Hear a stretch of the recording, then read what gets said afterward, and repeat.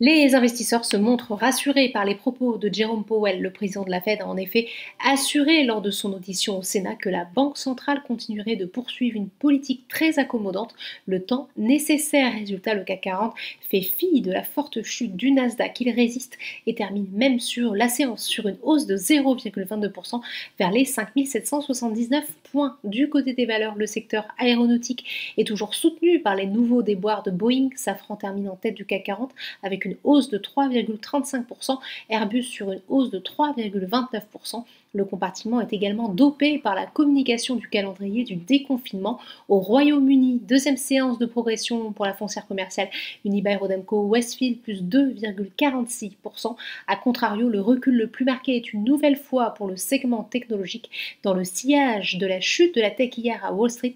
STMicro perd 2,75%.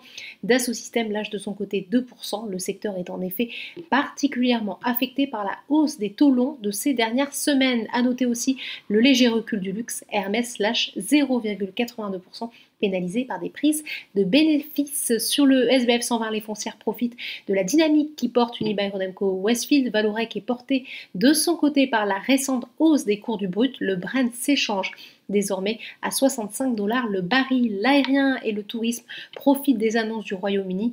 ADP s'offre une progression de presque 5%. A l'inverse, McPhy Energy est toujours en recul et Soitec souffre de la chute de ST Micro. Outre-Atlantique à Wall Street, dans un marché toujours très tendu face à la hausse des taux obligataires, les valeurs de la tech ont lourdement chuté à l'ouverture.